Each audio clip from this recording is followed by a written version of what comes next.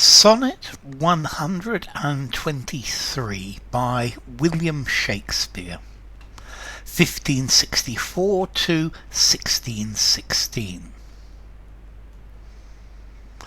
No, time, thou shalt not boast that I do change. Thy pyramids built up with newer might to me are nothing novel, nothing strange. They are but dressings of a former sight. Our dates are brief, and therefore we admire what thou dost foist upon us that is old, and rather make them born to our desire than think that we before have heard them told. Thy registers and thee I both defy, not wondering at the present nor the past, for thy records and what we see doth lie, made more or less by thy continual haste. This I do vow, and this shall ever be, I will be true, despite thy scythe and thee. Okay, this is a sonnet by William Shakespeare, the Bard of Stratford-upon-Avon. This is one of the last, almost the last poems in the Fair Youth series. This poem is actually talking to time. Shakespeare's talking to time, and he's telling time that Shakespeare hates time. From Shakespeare, time is his enemy. And he's accusing time of making us think that things are new because we live for such a short time. But in fact, all the things that time shows us are just the same old things again and again. And he promises to remain constant. He promises to remain true, faithful in his love for the young man, and true in what he says, true in his speech. And this is the idea that he's not going to change. And if you look at the first line, no time, thou shalt not boast that I do change. So this is talking directly to time. Time, you're not going to boast that you have changed me. Yeah, that my opinion of the fair youth, my love for the fair youth has gone. You're not going to change me. You're not going to change the love that I have for the fair youth. And he's saying, time, no, I'm not going to allow you to be proud and claim that you have changed me. That you try to change everyone, you trick everybody. But no, I'm going to remain constant. The pyramids built up with newer might, to me are nothing novel, nothing strange. So you build up great big buildings, you build up new pyramids, the pyramids that you built, the original pyramids in Egypt, or the pyramids that are built today, the castles, the buildings. These are nothing new. These are nothing strange, yeah? So this is just the same old thing again and again. They are but dressings of a former sight. Okay, these are just versions of things that we've seen before. These are all things we've seen before. So the Egyptians were making pyramids, and they're still making pyramids today. Look at our cities. In Shakespeare's time and in our time as well. Our dates are brief, and therefore we admire what thou dost foist upon us that is old. So life is short, our dates are brief, we live a short time, and therefore we admire, we think it's fantastic what thou dost foist upon us that is old. Anything old that you force upon us, that you any old thing you see, any old thing that we see, that you push upon us, wow, that's incredible. Yeah, that's something new, that's something different. But no, it's just the same old thing again.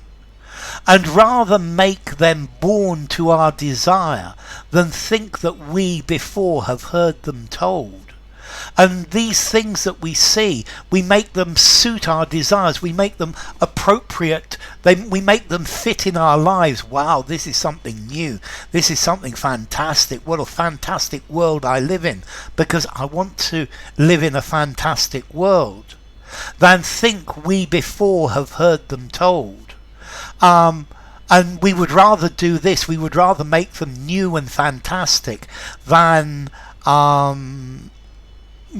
actually think about it and realize that we've heard these stories before, we've heard these things before.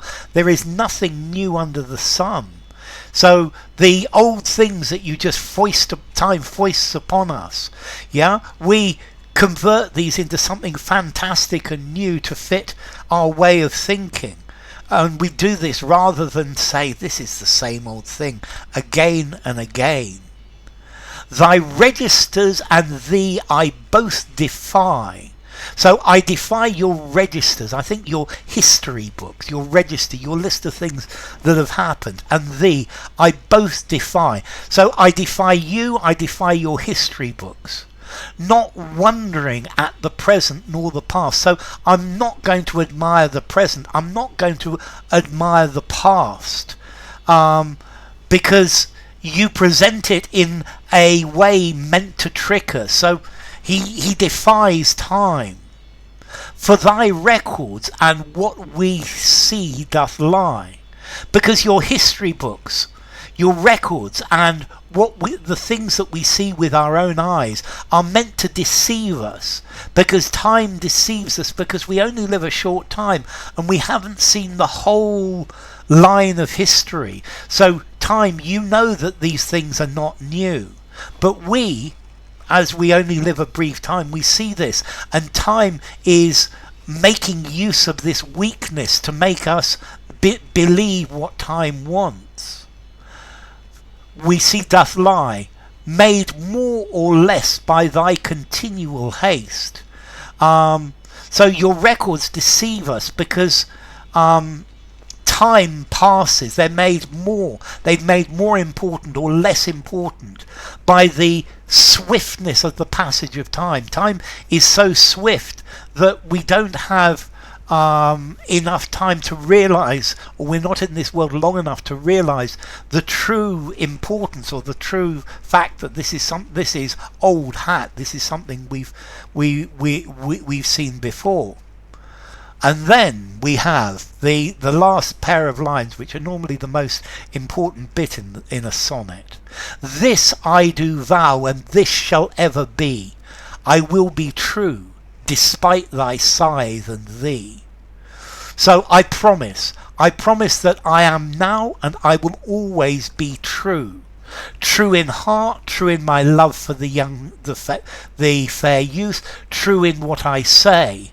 And I will tell the truth, unlike you, time. Despite the fact that you can, thy scythe, that you can scythe me down, despite the fact that I am mortal, despite the fact that the grim reaper will come to me, your servant, the servant of time, the grim reaper, and you will come. So I will be true, I will tell the truth, despite the movement of time and death and the destruction of time, the way time that stops, makes nothing permanent, makes everything disappear. I will always be true. And this promise is something that he's trying to make, something that's eternal, that goes past the idea of time, that goes through time to the end of time, because he's saying, I promise to be true no matter what time does to me. So enough. If you enjoyed the video, give it a rating, subscribe to my channel, and I will see you soon. Bye for now. Sonnet 123 by William Shakespeare.